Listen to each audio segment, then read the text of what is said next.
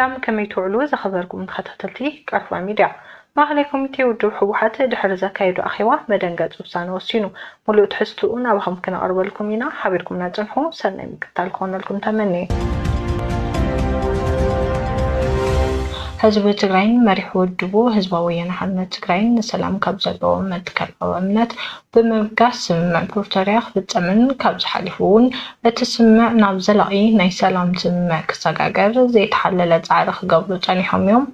بدون بمسارة تسمع بوغان تقري كفتهم تقبهم كلهم قاليمون قد مستقمت لهم اوان بمفتام زبالة متأمان خفتر قبهم تواجيهم يوم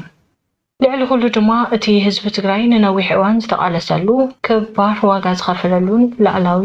በዓል ዋና ስልጣን ምዃኑ ዘረጋገፀሉን ብዝመረፆ መንግስቲ ናይ ምምሕዳር መሰሉ ኣወንዚፉ ንዝሓለፉ 3 ዓመታት በግዚያዊ ምምሕዳር ክመሓደር ፀኒሑ እዩ። መንግስቲ ኢትዮጵያ ድማ ብኣንጻሩ ንምሕፀንታ ትዕግስትን ህዝቢ ትግራይ ከም ድኽመት ወሲዱ ጠማም እዝኒ ብምሃብ እቲ ስምዕ ከም መሳርሒ ካሊእ መልክዕ ጆኖሳይድ ክጥቀመሉ እዩ ፀኒሑ። ድሕሪ እቲ ስምዕ ብኣታ ብወገን መንግስቲ ኢትዮጵያ ክፍፀሙ ዝግብኦም ኣይተፈፀሙን ሕገ መንግስታዊ ላዕላዊ መሬት ትግራይ ወሪሮም ዝሓዙ ሓይልታት ኣብ ክንዲ ምውፃእ ብዝተፈላለየ ኣገባብ የጠናኽሮም ኣሎ። በዝውን ኣብ ትሕቲ ወረርቲ ሓይልታት ዝነበር ህዝብና ብሰንኪ መንነቱ ይቕተል ይእሰርን ይባረርን ኣሎ። በብዕለቱ ብጥሜትን ሕማምን ዝመውት ዘሎ ካብ ማእኸላት ምዕቆብ ዝነበር ህዝብና ናብ መረበቱ ክምለስ ኣይከኣለን። ፈራም ስምዕ ፕሪቶርያ ንዝኾነ ውድብና ኣፍልጦ ብምኽላእ እውን እቲ ስምዕ መሰረት ክስዕን ብምግባር ንምድኻምን ንምብታንን ውዳበታት ትግራይ ይጥቀመሉ ኣሎ።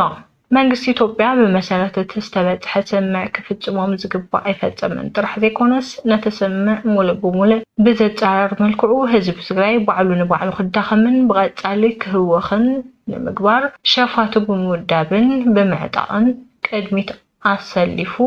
ኣብ ልዕሊ ሰራዊት ትግራይ ተኹስ ብምኽፋት ኣብ መዋስን ከባቢታት ካብኡ ሓሊፉ እውን ኣብ ማእኸል ትግራይ ደብዳብ ድሮን ፈፂሙ እዩ። ካብዚ ብተወሳኺ እውን ሕገ መንግስታዊ ላዕለዎት መሬት ትግራይ ዝቋረፅን ህዝብና ተበታቲኑ ክተርፍ ዝገብርን ውሳነታት ብምሕላፍ ድሕሪ ስምዕ ፕሪቶርያ ብውስን መልክዑ ተጀሚሮም ዝነበሩ ኣገልግሎታት ብምቁራፅ ብምትዕንቃፍን ንምሃያ ሰራሕተኛ መንግስቲ ሓዊሱ ባጀት ብምኽልካል ብሓፈሻ ድማ ኣብ ልዕሊ ትግራይ ዳግም ዕፅዋን ክባን ብምንባር ኣጋር ሰራዊቱን على نزول وعم مكانايزرن ናብ ትግራይ ብምጽቃዕ ዳግም ደማዊ ኺናት ምኽፋት ኣብ ምህንዳድ ይርከብ። በዝውን ንሃለዋትን ድሕነትን ህዝቢ ትግራይ ዘብኣሰ ሓደጋ ከንጻላልዎ ገይሩሎ። ብሓፈሻ ህዝቢ ትግራይን መሪሑ ድሕወሓትን ንሰላም ጥንቃቅ ዕድል እውን እንተኸልዩ ብዝብል ዋጋ እናኸፈሉ እውን እንተኾነ ዝጸንሕዎ እምበር መንግስቲ ኢትዮጵያ ካብ ጽባሕ ምፍራም እቲ ስምምዕ ብግልጺ እናጣሓሶ ብምጽናሕ ሙሉእ ንሙሉእ ካብ ዘፍርሶ ፀኒሑ እዩ። መቐፀልታት ዝተግባሩ ድማ ፃንሒት ጊዜያዊ ምምሕዳር ትግራይ ነቲ ስምዕ ብምትሓስ ካብ ተሳትፎን ኣፍልጦን ውድብና ሕወሓት ወፃኢ ቅድሚ ስምዕ ፕሪቶርያ ዝወፅእ ሕጊ ብምጥቃስ ብብየናዊ ውሳነ ከም ዘናውሖ ብዕሊ ገሊጹ ኣሎ። በዚ መሰረት ማእኸላይ ኮሚቴ ውድብና ሕወሓት ካብ 7 ክሳብ 8 ሚያዝያ 2018 ዓ.ም ኣብ ዘካየዱ ስሩዕ ኣኼባ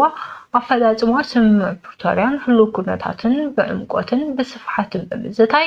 ምእንተ ሰላም ተባሂሉ ተወንዚፉ ዝጸንሐ መግለጺ ላዕላዊ ስልጣንን ወሳንነት ህዝብናን ዝኾነ ኣስታት 2.8 ሚልዮን ህዝቢ ዝመረፆ ቤት ምኽሪ መንግስቲ ትግራይ ናብ ስርሑ ክምለስ ወሲኑ ኣሎ። ካብዚ ብተወሳኺ ዋላ እኳ እቲ ሓላፍነት ናይ ቤት ምኽሪ መንግስቲ ትግራይ እንትኾነ ፈጻሚ ኣካል መንግስቲ ትግራይ ዓቕምታት መኸተ ዝሳተፍ መልክዑ ሓቆፋይ ኮይኑ ከጣይሽ እውን ኣብ ምርዳእ በፂሑ ኣሎ።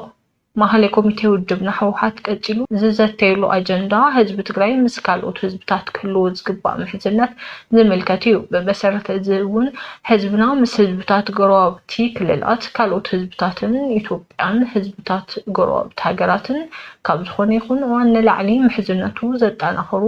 ስራሕቲ ክሰርሕ ወሲኑ ኣሎ።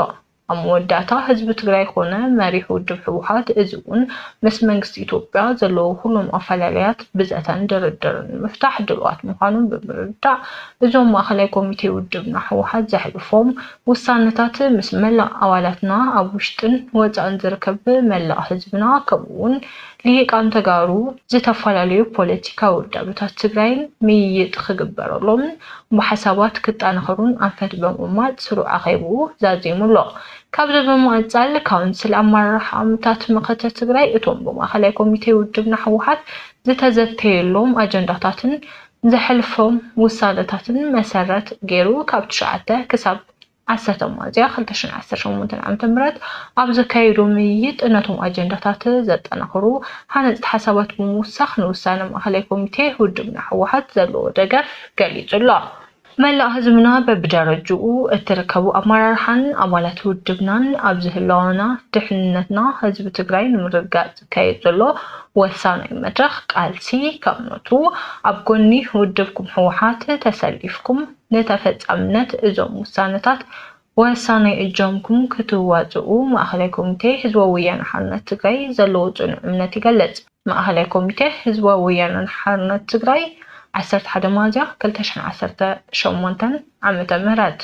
ዝኸበርኩም ተኸታተልቲ ቃልፋ ሚድያ መግለጺ ህዝባዊ ወያነ ሓርነት ትግራይ ነዚ መስል ነይሩ ምሳና ስለጥናሕኩም ነመስግን ሰላም